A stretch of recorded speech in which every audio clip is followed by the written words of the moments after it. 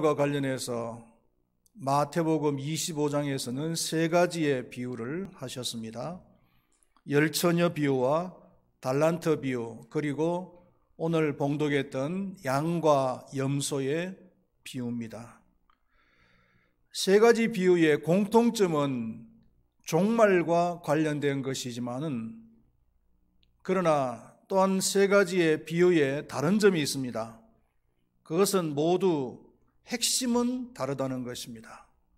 열처녀의 비유는 주님께서 오실 때에 우리가 믿음 가운데서 특별히 그 내면의 믿음을 잘 가지고서 주님을 맞이할 수 있느냐라는 문제를 말씀하셨고, 달란트 비유는 주님과의 관계 속에서 주님께서 우리에게 맡겨주신 그 달란트 직분 잘 충성스럽게 감당을 했느냐라는 문제를 말씀하셨습니다.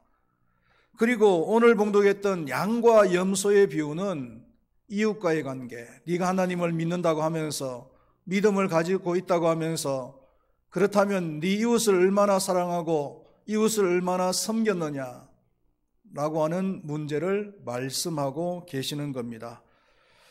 주님께서 이 세상에 다시 오실 때 이 세 가지에 대해서 반드시 우리에게 말씀하시고 신문을 하실 것입니다.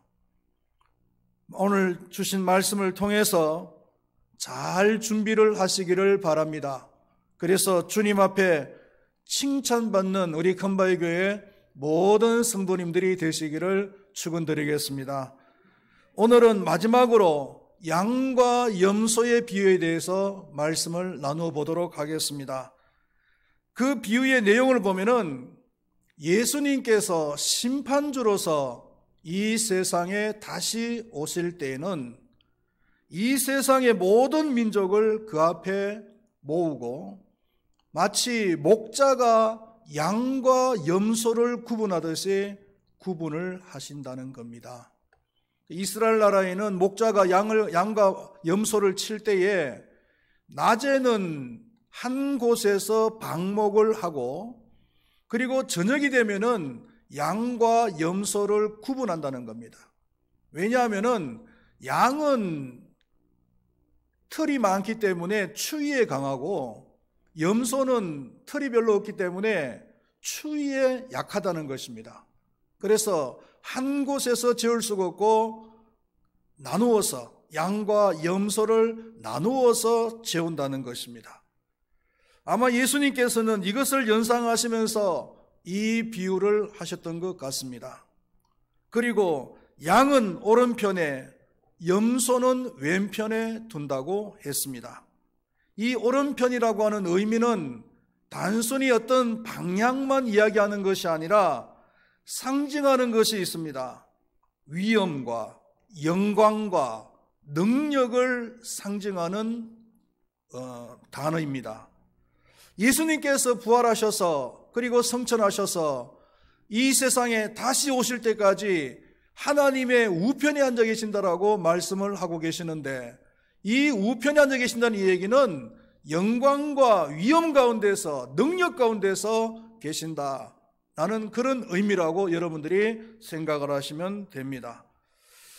그리고 왼편은 저주와 사망 그리고 미약함을 의미하는 방향이라고 할 수가 있습니다. 그래서 오른편과 왼편이라고 했을 때는 서로 상반되는 개념을 가지고 있는 것입니다. 양과 염소를 구분하신 주님께서는 각각 신문을 하십니다. 먼저 양에게 말씀하십니다. 내 아버지께 복받을 자들이여 창세로부터 너희를 위하여 예비된 나라를 상속받아라. 아주 기분 좋은 말씀입니다. 천국에 들어가게 된다는 말씀입니다.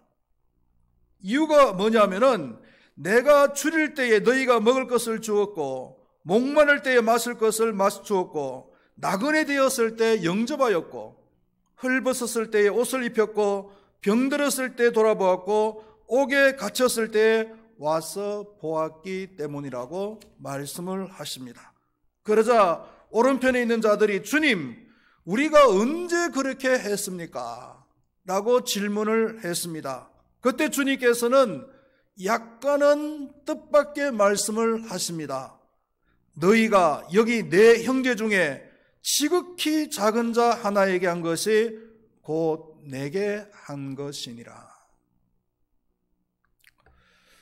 그리고 왼편에 있는 자들에게 말씀하십니다. 저주를 받을 자들아, 나를 떠나 마귀와 그 사자들을 위하여 예비된 영원한 불에 들어가라.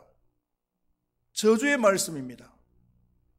마귀를 위해서 준비되어진 영원한 불이 어디겠습니까? 바로 지옥이 아니겠습니까? 이들이 지옥에 가게 된 이유를 말씀하십니다. 너희는 내가 줄일 때 먹을 것을 주지 아니하였고, 목마를 때 마시게 하지 아니하였고, 나그네 되었을 때 영접하지 아니하였고, 헐벗었을 때 옷 입히지 아니하였고, 병들었을 때 옥에 갇혔을 때 돌보지 아니하였느니라. 그러자 이들은 주님의 말씀에 이의를 제기합니다.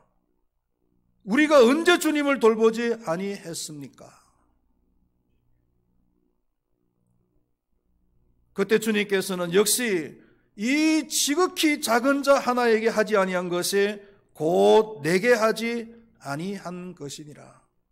이렇게 말씀을 하십니다.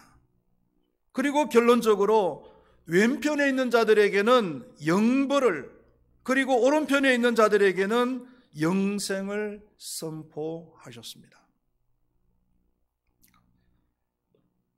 오늘 이 양과 염소의 중요한 포인트를 몇 가지 집어서 말씀을 나누겠습니다. 먼저는 예수님께서 구분을 하시는데 양과 염소로 구분을 했다는 겁니다. 중간점이 없습니다. 왼편과 오른편으로 구분을 했습니다. 극과 극입니다. 양과 염소 사이에 닭이나 개나 송아지나 이런 다른 짐승을 얘기를 하지 않았어요. 그리고 46절에서도 영벌과 영생만이 있지 그 중간에 다른 것을 얘기하지 않으셨다는 겁니다. 구원에는 회색 지대가 없습니다. 로마 가톨릭에서는 연옥이라는 것을 주장합니다. 사람이 죽으면 천국과 지옥에 가기 전에 그 중간 어느 지점에서 잠시 머물게 된다. 이런 얘기를 하고 있지만은 그러나 이것은 중세시대 때의 교회 건축 헌금을 거둬들이기 위한 하나의 꼼수로 만든 것입니다. 성경에는 없는 것입니다. 우리가 이 땅 위에서 어떤 삶을 살았느냐에 따라서 천국과 지옥이요, 양과 염소지 그 중간에는 회색지대에는 아무것도 말씀하고 있지 않다는 것을 여러분들은 분명히 아시기를 바라겠습니다. 그리고 두 번째로는 구분하는 기준입니다. 그 기준이 뭐냐면은 지극히 작은 자에게 한 것이 기준이 됩니다. 40절 말씀에 내 형제 중에 지극히 작은 자 하나에게 한 것이 곧 내게 한 것이니라 라고 말씀을 하셨고, 45절에서도 이 지극히 작은 자 하나에게 하지 아니한 것이 곧 내게 하지 아니한 것이다. 그 지극히 작은 자에게 했느냐 하지 않았느냐 이거예요. 지극히 작은 자가 곧 주님이라는 등식이 성립이 되는 겁니다. 그렇다면은 이 지극히 작은 자는 구체적으로 누구냐라고 했을 때에 35절과 36절에서 말씀한 줄인 자, 목마른 자, 나그네 된 자, 헐벗은 자, 병든 자, 옥에 갇힌 자, 이런 자들을 지극히 작은 자들이라고 말씀을 하고 있습니다. 여기서 이 나그네 된 자는 다른 말로 하면은 노숙자입니다. 홈리스입니다. 이 노숙자들은 어느 시대건 또 어느 나라이든 간에 다 있는 것 같아요. 경제 대국인 미국에 가도 노숙자들이 즐비하고요. 그리고 일본에 가도 노숙자들이 즐비합니다. 우리는 밤이 되면은 잠잘 곳이 있다는 것에 대해서 감사할 수 있어야 될 줄로 믿습니다. 예수님께서도 어떻게 생각하면은 공생의 기간 내에 노숙자 생활을 했는지도 모릅니다. 스스로도 여우도 굴이 있고 공중에 새도 집이 있을 때 인자는 머리 둘 곳이 없도다라고 말씀을 하셨습니다. 예수님께서는 공생의 3년 동안에 잠잘 곳이 일정하게 정해지지가 않았습니다. 물론 내 집도 없었지만 잠잘 곳도 일정하게 정해지지 않은 상태에서 여기저기 다니시면서 사역을 하셨어요. 노숙자와 같이 생활을 하셨단 말이에요. 이 노숙자라는 것은요, 낮 시간에는 그래도 고통이 좀 덜하지만 밤 시간이 되면 엄청난 고통을 겪게 됩니다. 사람이 잘 곳이 없다. 밤이 되었는데 잘 곳이 없다는 것은 이건 참 엄청난 고통이에요.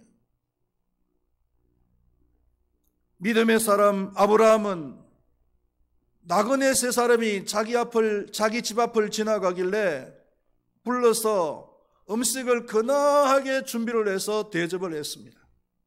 잘 대접을 했는데 알고 보니 그 세 사람 중에 두 사람은 천사고 한 사람은 하나님이셨습니다. 하나님께서 나그네로 노숙자로 이 땅에 오신 거예요.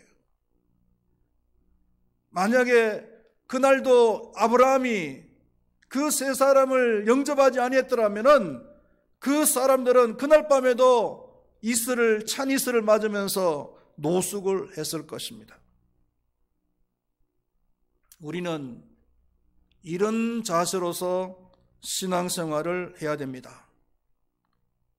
하나님을 대접하는 그런 마음으로, 그런 자세로서 나그네를 대접해야 된다는 겁니다. 목회를 하면서 가장 아쉬운 부분이 있습니다. 뒤를 돌아보면은 그래도 나름대로 열심히 했던 부분이 있는가 하면은 또 아쉬운 부분이 있어요. 그 아쉬운 부분이 뭐냐면은 가난한 자와 그리고 노숙자들을 섬길 수 있는 그런 체계를 만들지 못했다는 겁니다. 목회를 하면서. 노숙인들이 가끔 가다가 교회를 찾아와서 그냥 돈이나 좀 요구를 하면은 그냥 줄 수 있어요. 줄 수 있는데 돈을 요구하는 것이 아니라 어떤 노숙인들은 잠을 재워달라는 거예요.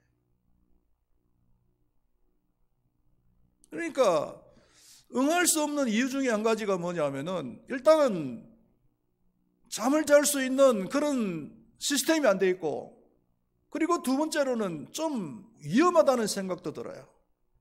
밤늦게 아니면 새벽 일찍 여자분들이 교회 와서 기도를 하고 있는데 노숙인이 출처를 알 수 없는 노숙인이 교회 어느 공간에서 잠을 자다가 혹시나 무슨 사고가 나면 어떡하나 하는 이런 염려가 있는 거죠. 하여튼 이런 이유들 때문에 잠자리를 요구하는 그 노숙인들에게 잠자리를 만족스럽게 제공하지 못한 이런 부분들. 어떤 분은요, 찾아와서 잠잘 수 있는 공간을 좀 제공해달라고 이야기하는데 밤늦게 찾아왔어요. 밤 12시가 넘었어요. 그래서 우리 교회는 잠을 재워줄 수 있는 그런 시스템이 안 돼 있다. 그러면은 그냥 이 본당에서 잠을 자다가 새벽에 가겠다는 거죠. 그런데 새벽이 되면은 여자 성도님들이 기도하러 오시잖아요. 얼마나 놀라겠어요. 시커먼 옷을 입고 시커먼 모자를 쓴 남자가 잠을 자고 있으면은 얼마나 놀라겠냐 말이죠. 그래서 안 된다. 그래서 제가 묘안을 한 것이 뭐냐면은, 그러면은 인근에 그 숙소 있잖아요. 뭐 모텔이나 여관 같은 데서 잘 수 있는 돈을 줄 테니까 어떻게 하느냐, 거기 가서 자면 어떻게 하냐 그랬더니 또 그건 싫다라고 하면서 화를 내면서 또 가더라고요. 그래서 화를 내면서 가는 그 모습을 보면서 제 마음도 편하지가 않죠.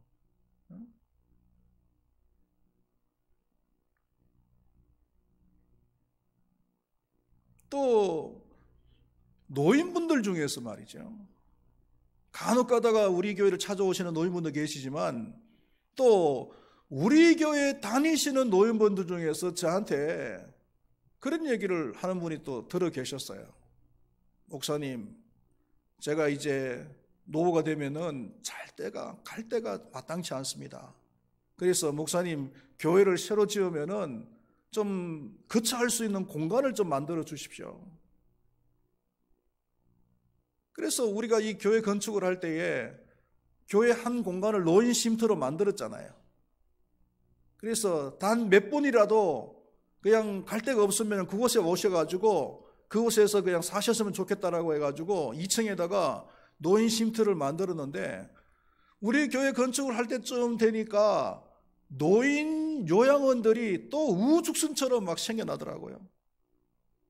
그러니까 이런 데 옵니까? 안 오지요.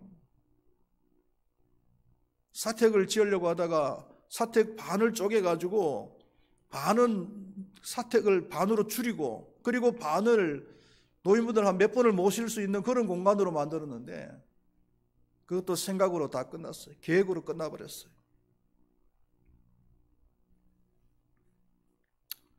목회를 하면서 이런 노숙인들이나 아니면 노인분들에 대한 부담감을 가지고서 목회를 했던 것은 사실입니다. 한동안 고민도 많이 했을 거예요. 그렇지만 부담을 가지고 있는 만큼 그런 체계를 갖추지는 못했다. 지금 다시 목회를 하라고 한다고 하면은 그래도 못할 것 같아요. 그나마도 감사한 것은 라오스의 가난한 사람들을 섬길 수 있었던 것이 감사한 것이죠. 라오스 염소은행을 우리가 지금도 진행 중입니다. ING입니다. 지금도 염소 한 가정에 한 7마리에서 10마리 정도를 라오스 가난한 시골 농가에다가 분양을 해주고 그들을 또 케어를 하고 있습니다. 지금은 한 2년 동안 코로나 때문에 들어가 보지는 못했습니다만은 코로나가 없었더라면은 1년에 한 번 정도는 우리가 확인을 하고 또 그들에게 좀 위로도 하고 권면도 하고 아마 그렇게 했을 거예요. 그러니까 염소은행의 취지는 두 가지입니다. 하나는 라오스 가난한 농가에 물질을 지원한다는 것. 이게 첫 번째 목표고 두 번째가 라오스 교회의 복음의 도구가 되게 한다는 것. 그래서 교회 인근에 있는 사람들에게 염소를 분양을 해주면은 얼마나 그 귀한 일입니까? 얼마나 놀라운 일입니까? 그 사람들에게는. 그래서 그 조건으로 교회를 놓을 수 있겠느냐? 아니면은 교회 다니는 사람들에게 그렇게 분양을 해주면서 교회의 일꾼으로서 세우는 거예요.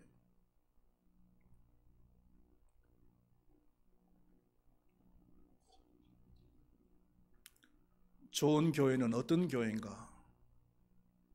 여러분들 절대로 잊지 마십시오. 그리고 자신들에게 속지 마십시오. 좋은 건물을 짓고 시설을 최신 시설로 만들고 그리고 좋은 프로그램을 만들어서 막 돌리면은 그런 교회가 좋은 교회인가? 그런 교회 다니는 사람들 중에 착각하는 사람들이 있어요. 그런 교회를 다니면은 마치 자기들이 신앙이 좋은 줄 알고 있어요. 엄청난 착각이죠. 엄청난 교만이죠.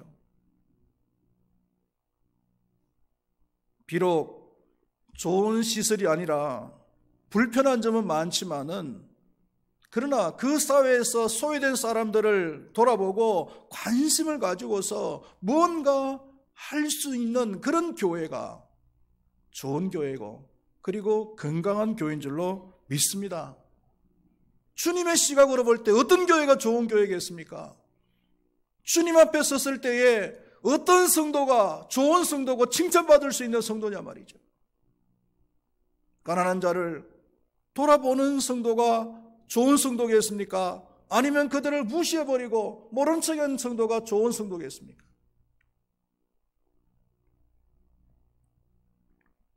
답은 명약관화한 것입니다. 그 다음에 또 중요한 포인트 중에 한 가지가 뭐냐면은 이 양과 염소의 태도입니다.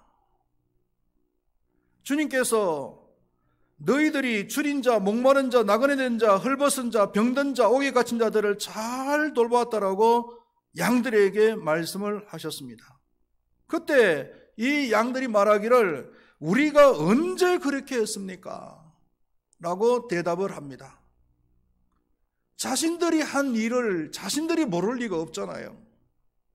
그럼에도 불구하고 이런 말을 하는 이유가 뭐냐면은 굳이 자신들이 했던 선한 일들을 드러내고 싶지를 않는 거예요. 예수님께서 말씀하신 대로 오른손이 한 것을 왼손이 모르도록 하고 싶지 그것을 드러내고 싶지를 않다는 거예요. 그리고 겸손하기 때문입니다. 단지 할 일을 했을 뿐입니다. 자랑할 일이 아닙니다. 라는 그런 자세죠. 하나님을 믿는 사람들이 이런 자세를 가지고서 선한 일을 그리고 이웃을 돌보아야 될 줄로 믿습니다. 합당하지 않는 태도는요, 선한 일을 좀 했다고 해서 왜 알아주지 않느냐고 억울해하고, 왜 나만 이런 일을 해야 되느냐, 왜 김 집사는, 박 집사는 이런 일을 하지 않느냐고, 내가 하는 거에 대해서 다른 사람도 하지 않는 거에 대해서 억울해하고, 이런 자세는 잘못된 자세예요. 내가 하는 일에 대해서 다른 사람이 알지 못하도록 은밀하게 선한 일을 하는 것이, 그것이 바로 참 믿음을 가진 사람의 태도인 줄로 믿습니다. 그리고 염소의 태도입니다. 염소의 태도는 주님께서 이들에게 너희들은 줄인 자, 목마른 자, 나그네 된 자, 헐벗은 자, 병든 자, 옥에 갇힌 자들을 잘 돌보지 아니했다, 이렇게 말씀을 하시자 그들도 우리가 왜 안 했다고 하십니까? 아닙니다 라고 대답을 합니다. 주님의 말씀을 부정하는 거죠. 주님께 따지는 거예요. 참으로 교만한 자세입니다.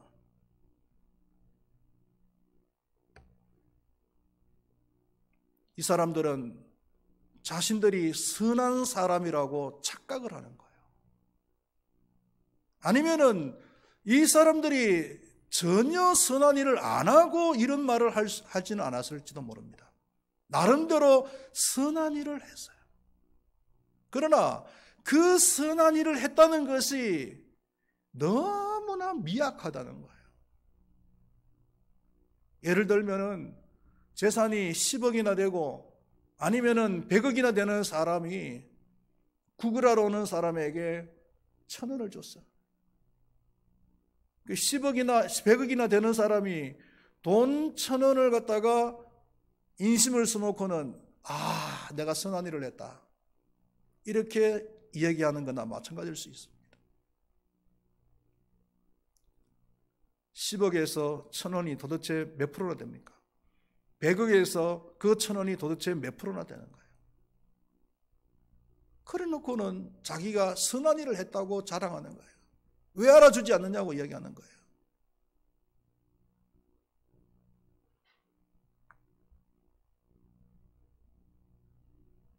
주님께서 너희들은 나를 돌보지 않았어 얘기했을 때 이 사람들은 아닙니다, 왜 그런 얘기를 하십니까? 우리도 할 만큼 했습니다 라고 이렇게 주님의 말씀을 부정하고 따지는 거예요.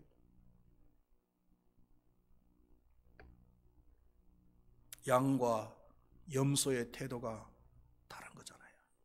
양의 태도는 겸손하고 선한 일을 해놓고도 드러내지 않으려고 하는데, 이 염소의 태도는요, 정말 조그만 그런 선행을 해놓고도 인정해주지 않는다고 주님의 말씀을 부정하고 그리고 따지는 아주 교만한 그런 태도를 보였다는 것입니다. 마지막으로 심판의 결과를 보겠습니다. 염소 같은 자들은 영벌, 지옥에 들어가게 되고 양과 같은 자들은 영생, 천국에 들어가게 된다고 예수님께서 선포하셨습니다. 여기서 우리가 한 가지 의문스러운 점이 있습니다. 그게 뭐냐면은 천국과 지옥이 선한 행위로서 결정이 되어지느냐라는 것입니다. 많은 사람들이 오해할 수 있는 부분입니다. 그러나 오해를 하지 말아야 될 것이 뭐냐면은 이 비유는 믿음을 전제로 하는 거예요. 그 믿음이 참된 믿음이냐 아니면은 참되지 않는 거짓된 믿음이냐를 묻는 거예요. 그 믿음의 진위 여부는요, 열매를 보면 안다고 했잖아요. 그 참된 믿음을 가진 사람들은 말로만 주여 주여 하는 것이 아니라 그 주여 주여 하는 입술의 고백 이후에도 선한 행위, 즉 열매가 뒤따라요. 그러나 거짓된 믿음을 가진 사람은 입술로만 주여 주여 하지 전혀 이웃에 대한 긍휼의 마음을 갖지 않는 겁니다. 이웃을 섬기고자 하는 마음이 없는 거예요. 이것은 거짓된 믿음이에요. 아무리 교회를 열심히 다녀도 인증이 안 되는 거예요.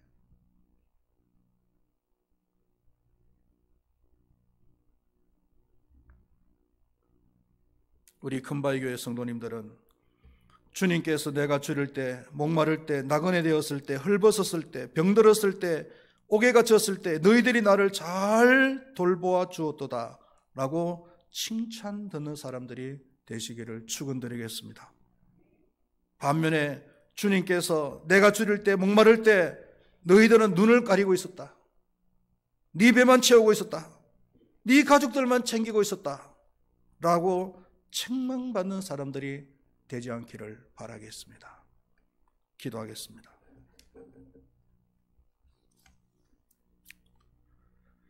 우리가 참 믿음을 가지고 있다면 주님을 사랑한다라고 고백만 하는 것이 아니라 또한 내 이웃을, 특별히 어려움에 처한 그 이웃을 내 몸같이 돌보는 삶의 열매가 있어야 되는 줄로 믿습니다. 주님께서 오늘 우리에게 이 양과 염소의 비유를 통해서 단단히 우리에게 교훈을 하고 계십니다. 우리 자신들을 돌아볼 수 있도록 도와주시옵소서.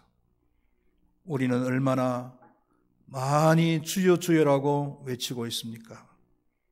그러나 실제로 내 삶 속에서 가난하고 헐벗고 줄이고 목마른 자, 나그네 된 자들을 얼마나 섬기고 있습니까?